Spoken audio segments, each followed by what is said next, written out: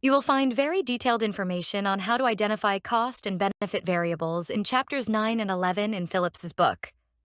Basically, Phillips mentions, cost variables can be mainly divided into 7 categories. First, cost items related to needs assessment for an intervention. Cost items related to intervention development. Next, cost items related to intervention acquisition. Next, cost items related to intervention implementation. Next, cost items related to intervention maintenance and monitoring. Next, cost items related to administrative support and overhead for the intervention. Final cost category is cost items related to intervention evaluation and reporting. I won't be explaining each category since you can read it in Phillips' book on your own. As you can see, Phillips attempts to identify all the cost variables of the intervention, from needs assessment to evaluation, in order to evaluate the implemented intervention. Although Phillips does a good job of explaining how to identify all intervention cost categories, he does not provide specific details about all cost items that should be identified. For example, when he calculates needs assessment costs, he does not identify all the specific cost items related to needs assessment costs. Instead, he summarizes all the needs assessment cost items without showing how each cost item in the needs assessment category is identified and calculated. This may lead people to be concerned about overlooking important cost items. We are not clear about what items are actually included and calculated in the cost category, or if there are any important cost items missing from his needs assessment cost calculation. So, let's discuss what kinds of cost items for needs assessment we can consider for the MEI case. The company conducted a needs assessment using performance analysis. Then, performance analysis costs need to be considered as part of the needs assessment costs. More specifically, the performance analysis costs could include data collection, surveys, focus groups, and interviews costs associated with assessing the organization's needs, labor fee for the performance analyst as well. Another challenge in his cost categories is how to identify and calculate opportunity costs. It is difficult to calculate the total opportunity costs of having employees take time away from their daily work to participate in training. While the employees are taking training, what are the costs of losing productivity? How would you calculate it? Look at the fourth cost category, implementation costs, on the screen. In order to determine the potential results and effects of delaying work or losing productivity, it is necessary to identify and calculate the costs associated with employee training. For example, the opportunity costs an employee's salary and benefits must be calculated. However, it is almost impossible to determine the total opportunity costs, and as a result, they are often not included in most ROI measurements. It is difficult to accurately measure the time that trainees spend only on training, while also considering the business loss during their training. Many trainees are involved in other work at the same time, and each person spends a different amount of time on their own training. Therefore, it is complicated to accurately identify and calculate each trainee's opportunity cost for training. Despite these challenges, we do our best to calculate opportunity costs, such as by calculating the trainee's salary and benefits that were spent on their training. The other challenge in the cost categories is how to identify and calculate support and overhead costs.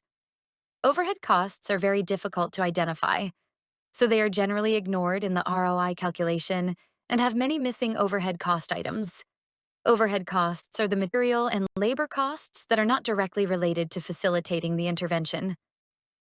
For example, overhead costs include organizational debt, organizational supplies and equipment, administrative and staff support salaries, and financial personnel such as legal, payroll, and accounting related to the intervention program. All these costs are very difficult to identify and are generally ignored. Another example is equipment and facilities costs used for the intervention should be amortized over their expected life.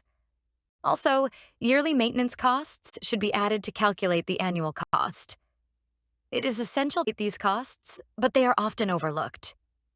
With all that being said, it is way better calculating cost items that are available to us, rather than not calculating training costs at all.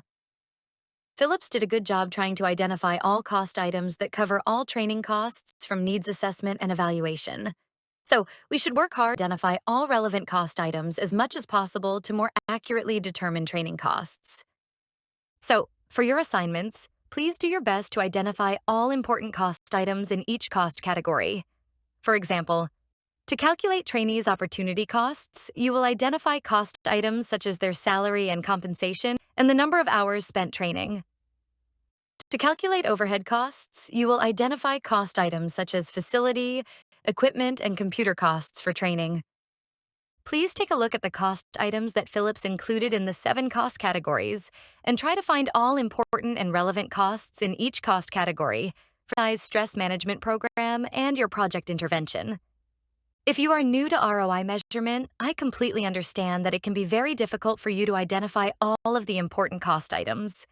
Try to do your best, and at the very least, check Philips's 7 cost categories to ensure that you do not miss any cost items related to your assignment.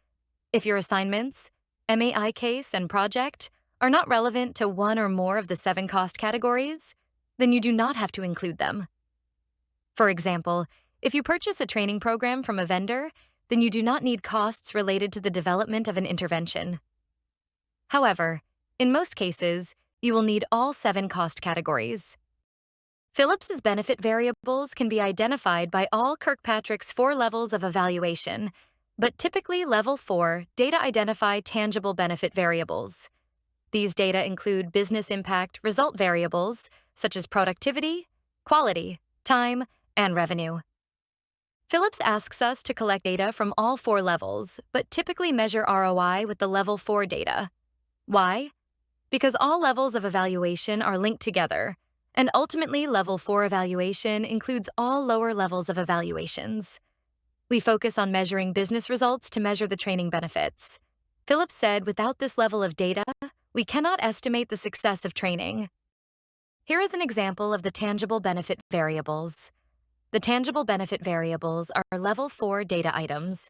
Look at these tangible benefit variables. Absenteeism, employee job satisfaction, bus schedule delay. As you can see, these benefit variables should be quantified ROI.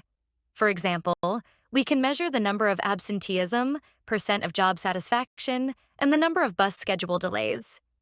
When you look at the 5th column, you will find intangible benefit variables that are not able to be quantified. Those include sustaining employee satisfaction, improving employee morale, and so on. So, if you are unable to quantify some of your benefit variables, you can exclude those variables from the ROI calculation, sorting them out as intangible benefits. But why do we list them here if we don't calculate the intangible benefits? It's because they are still important to consider as a benefit of the training, even if they are omitted from the ROI calculation. This table is an ROI analysis plan from Philips's ROI book. You should complete 4 columns in this ROI analysis plan for your project and the ME case this week. The 4 columns are data item or tangible benefit variables, methods for isolating the effects of the program, cost categories and items, and intangible benefit variables. Once you learn the ROI calculation steps and communication plan in a few weeks, you will be able to complete all the columns on this table. Question: what are training cost variables or items on this ROI analysis plan? There are 2 categories: screening process and no-fault policy. Under the screening process cost category, cost items include development cost, interviewer preparation cost, administration cost, materials cost. Under no-fault policy cost category, cost items include development, implementation, and materials costs. This example does not include all training cost items from needs assessment to evaluation, even though the ROI analysis plan was developed to measure ROI. What cost items can we include to measure ROI here? For example, we can include the evaluator's salary and times on measuring ROI. We can also consider the costs of developing the data collection and analysis plan to measure ROI. These are just a few examples. When identifying cost items, we need to consider all costs associated with the intervention activities. For your assignments, please identify all specific cost items in each cost category that Philips suggested. He recommended 7 cost categories.